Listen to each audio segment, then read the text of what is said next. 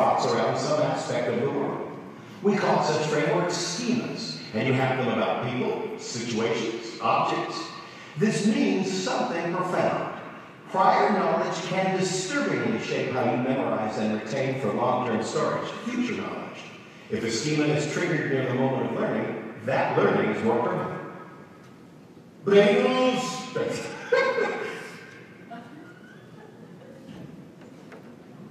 Part of the agreement with the LTCAM that clip was to allow him to break rules into the book.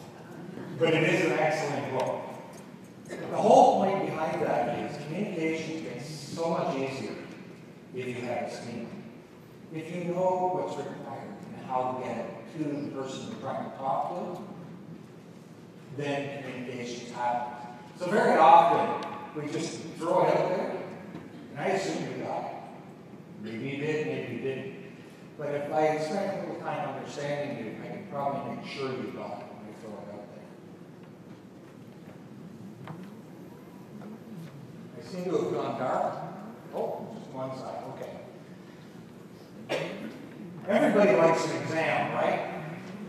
So I'm going to give you one today. You have a handout at your table, and you should see something called the people puzzle or the numbers puzzle. Got the generation wrong. Making sense of your people puzzle.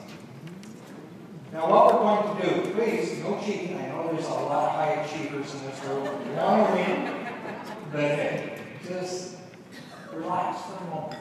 What we're going to do is we're going to circle the numbers sequentially, and we're going to do that over the period of 1 minute. And then you're going to publicly declare your score. No pressure whatsoever with this. So, does this make sense? We're just going to circle a 1, then a 2, and so on up to 8. No, you're cheating. Not yet, not yet. And you can actually get up to about 88, I think, on this.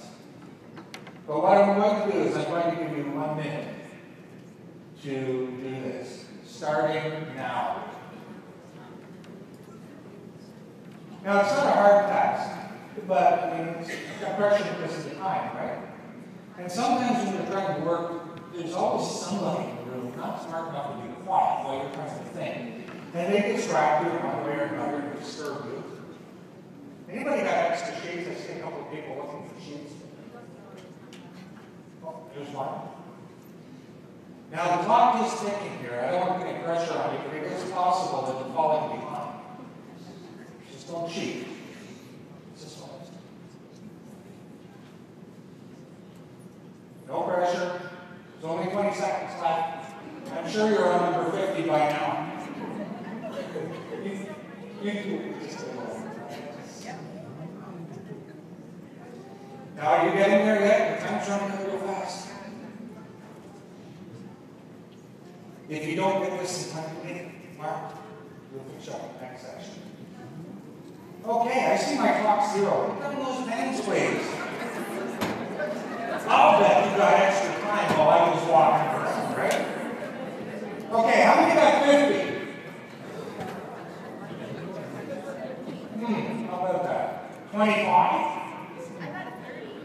Oh, we have a 30. I'm going backwards here. I should have gotten up. How about 35?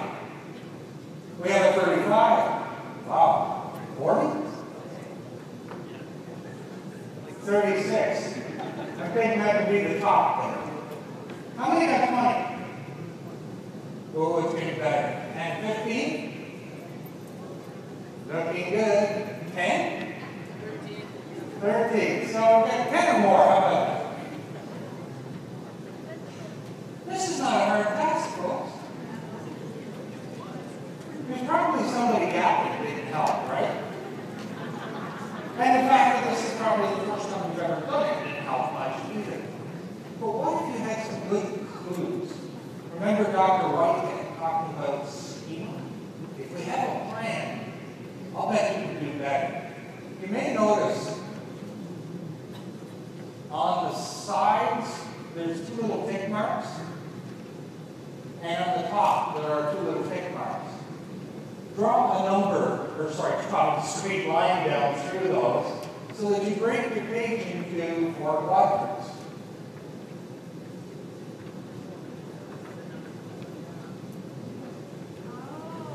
Now you notice 1 is in the first quadrant, 2 is in the second, 3, 4, 5, 6. There's a pattern.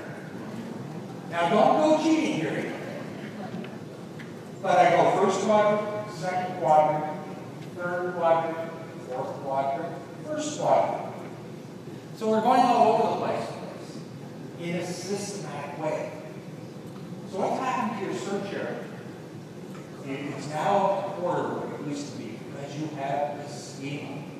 So what we're going to do this time is we're going to repeat this. This time you'll X with an X cell. Now I did notice, even though it's a fun little exercise, not that important. When you get 26 or 27, it really isn't going to affect your life. But we put pressure on ourselves to perform. And I'm looking out at these people.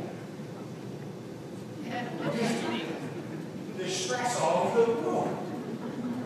And you know what? I'm not going to get favorites. But you're stressed out because you want to perform well. Like you have to see, look how easy this gets. This time, we're going to put X in. And my guess is everybody will get 10, because I'm sure most of you got 1 or 2 last time, right? Maybe not too late. Maybe your sheets are late, but. So this time we're going to do the same exercise for 1 minute, but we're going to use X's so we can tell the difference. Are we ready? Let's go. Now if I get my clock to go, 57 seconds left, and you're probably already ahead where you were at 10 last time. And you still have that useless guy who just won't be quiet while you're doing that. Somehow, the wrong slide up, that's okay. Are you up to 6 yet? Now, you've got a schema now. You're probably plenty of flying, right? I've lost my time here. Okay, thanks. 1 slide too quickly, so I have no idea how long the time is. It's going to be an added pressure. I just need to pull the plug on this. I'm thinking that's halfway, right? I'm just guessing at this point. Not distracting me. I might keep talking like this. Nobody do that to you work with coffee while they're trying to think or do things anyway. So this is a new experience, right? This is just not something that normally happens.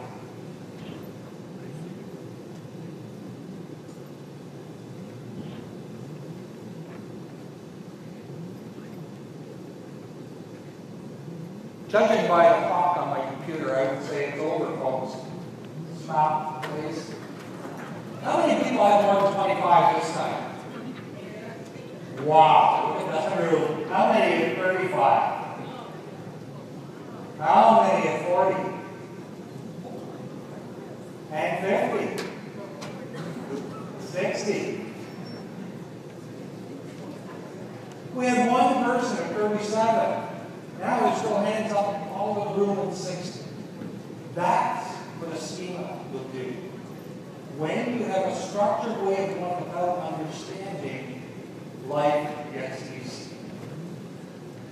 Now I'm going to put you to work here for the next 18 minutes or so. We're going to stand up and I'm still trying to figure out how we're going to do that in this room. I think I'm going to force you all into 4 corners, sorry. But I want you to think about a couple of things. I want to just look at your personality in terms of, are you more outgoing or are you more reserved? Are you more outgoing or are you more reserved? At this point, I would ask those of you who are more outgoing to come to the front. Those of you who are more reserved, shy, introverted, would you please go to the back? And there's 15% of you that are saying, I don't know. That's okay. You can change your mind.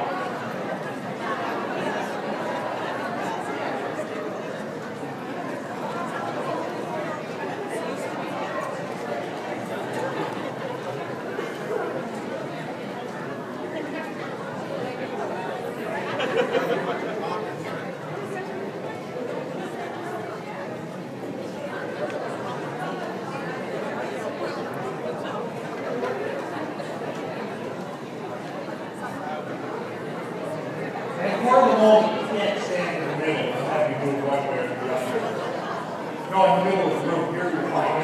You're going front. You're the leader. You're up here.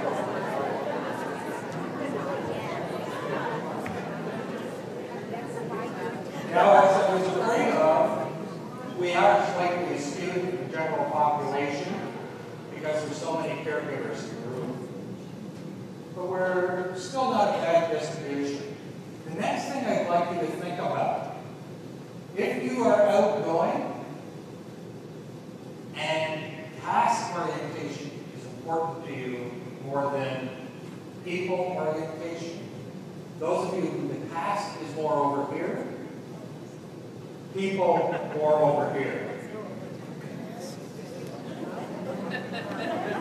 Now, I can't get a little confused from around here. So if you are more people-oriented, would you go to that corner, please? If you are more task-oriented, would you go to that corner, please?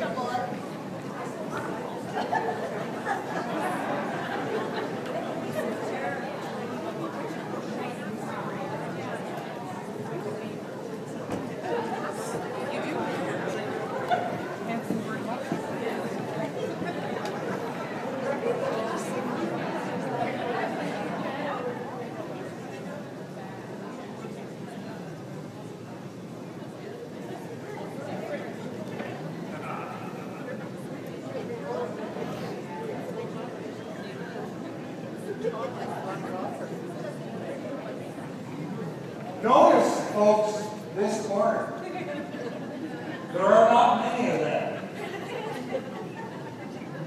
I'm really surprised the number over here. Over here, this group doesn't surprise me, nor does that. Because as we go a little further along in this, you'll discover that this particular group over here makes up 10% of the population. And as we start to talk about that, you'll join me with a loud thank God. But at any rate, but we can't live without them, so we have to keep them, right? This group in the far corner up here is what we call the D-type personality. And that stands for dominant, demanding. Most of the D words are there. It's okay, we need the leader. This is a group that is incredibly results-oriented. When they decide they want to do something, you better join them or get out of the way. Because they are going to get it done. They're very outgoing, very well-spoken, and they take charge. They want to be the boss. And very often they are, which is good. In this group over here, they're outgoing, they're bubbly. I mean, look at them. They're all grinning from ear to ear. And this is the group we call the I group, for inspiring,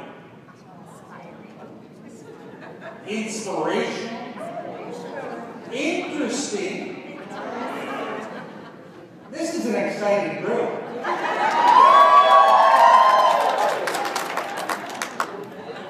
I swear, folks, I didn't want that.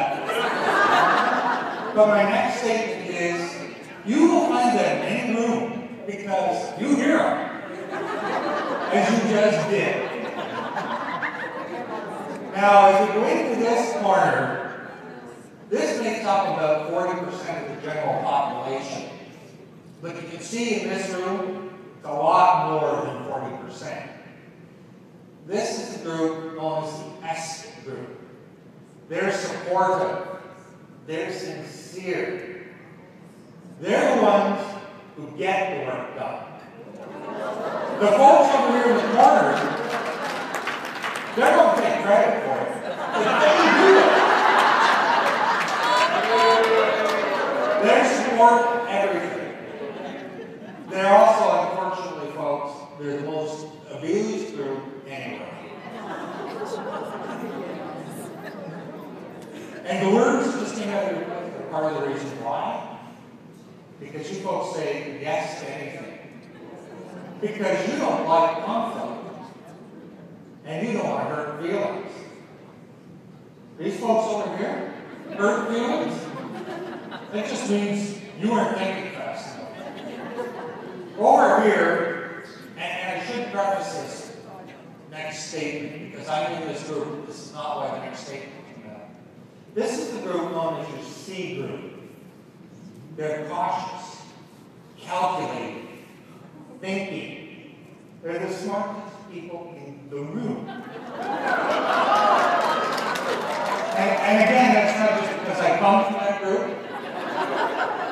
But these folks, and these folks in the work environment, they're a little bit here. Folks over here, their engine is. These folks tell me the facts, the numbers, show me the fact. And they want value. How many minivans in this group? Hey. Okay. Our critical thinkers, doctors, lawyers, they come out of this group. The group in the far corner typically makes up a percent of the population. And it is good that they do, because they're strong leaders, generals, the likes out of here, Bill Gates comes out of here. They want things done, and they can be a little pushy. And they get pushed back a lot from people because they're taken to be uncaring. People don't think they care, especially these folks over here. Is that they're sensitive to that? The folks over here, they don't care if they care. Just give them the right numbers, they're happy. But part of the key is you've got to try and match what they want. If you ask this group, can we go out for fun? My guess is a large number of you are going to say, well, let's have a competitive sport. Let's have a contest. Let's solve puzzles. This is fun stuff. Because their engine is challenged. You want to make them work real hard? Tell them they can't do it. Boy, will they get it done. So if you're dealing with the B type, they really don't want to hear about their life. So the approach to them is not go in and slowly tell them that you had a great weekend. How was theirs? And you know, we're having a lot of fun in our department getting this done. Because they don't care. They want results. Huge conflict occurs when you folks over here meet it Monday, bye. And they're sitting there thinking, they didn't even ask them some soccer match. They're just cold. This group is often accused of being cold. And sometimes that really hurts. Because my daughter said to me one day, she said, Dad, how old do I have to be important? Like your students. I said, what do you mean? She said, well, you seem to spend a lot of time with them, and they never smile when you're around me. These people don't smile. I mean, take a look at the smiles from this side of the room, this side of the room. There's something different. That's because the neurons never stop firing on this side of the room. They're thinking. Right now, they're thinking, it's got a point. I wish you'd get to it. But they want it slow and factual. So even if you have no other clue when you're trying to determine what kind of person you're dealing with, if you ask the people up here what speed they speak, what would you say? Fast. Yeah, you don't have time. These folks don't have time to slow down. They want results. And you folks have got so much to say. If you slow down, you won't get it all in. The folks over here at the back, they're very slow. In speaking. I'm speaking right now about 125 words a minute, which is probably driving folks up here nuts. But for me, it's, hey, I got it ramped up. I'm going faster than usual. So you'll find this group tends to speak slower. This group tends to speak faster. That's often one of your very first clues. This group listens a lot more than they talk. For this group, the opposite is true. They want to be heard. So if you are talking to these folks, you're going to get to talk all day. They're the ones you want to target, because they like to talk. The large number over here also, the supportive type, it's a huge reflection of the fact they want to help people. You want to get these people to talk fast. You want to get them to talk a lot. I'm looking for a woman, and I can't see her right now, that came up to me this morning. She'll be one of them. She's advocating for somebody else, trying to solve an injustice for somebody else. You don't want to mess with these people when you're there. They won't stand up for themselves a lot of the time, but boy, they'll stand up for everybody else. Does this make any sense? So, the speed will really help you determine what people are like and the type of conversation. These folks over here, they think they have a whole conversation if they use 8 words. Get it done. Didn't need it. These folks, you need to know what they do and why it's important. These folks, depends. If it's for them, I'll say much. If it's for somebody else, they'll talk a lot. These folks, they'll talk a lot, but it's mostly in questions. If they want to know why. This group over here, they want it done. This group over here, they don't care so much about getting it done. They want to know who's going to be there. You're going to ask what the task is. They're going to ask who's going to be there. They're going to ask, how can I help? And they're going to ask, why are we doing this? And when you see things go amok because there's too much bureaucracy or a weird policy, these folks are saying, why? It doesn't make sense. And they'll go to these folks and they'll say, this doesn't make sense. Top 3 reasons. But they only want to hear short and fast. When you're talking over here, talk faster. When you're talking over here, talk slower. So, does this make sense though? The idea is you want to try and get people as close as you can, as easily as you can. Now, if I'm walking into your office, like it's easier for me, I look in there, so there's probably a couple of awards. That's probably the only thing that isn't providing some function in their world. I go over here, I'm going to see newspaper clippings of their volunteer work.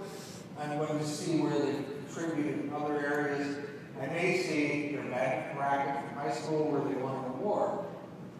These folks, I'm going to see pictures of their family. When I see a room full of pictures of the family in their office, I know these are the supportive people, and I know then I talk. And the other thing that all 3 of us will have to remember when we're talking to supportive folks, pause. Let them talk. They have a lot to say. They just don't want to hurt your feelings by interrupting. When you go over to this group, again, they want to ask why, and you'll see in their office, there's probably a spreadsheet on the desk. Only the things that they're using is on the desk. It's organized. That's where I am, the exception to that group. It's clean, neat, and organized. Making sense again? Okay. Let's sit down 5 minutes early.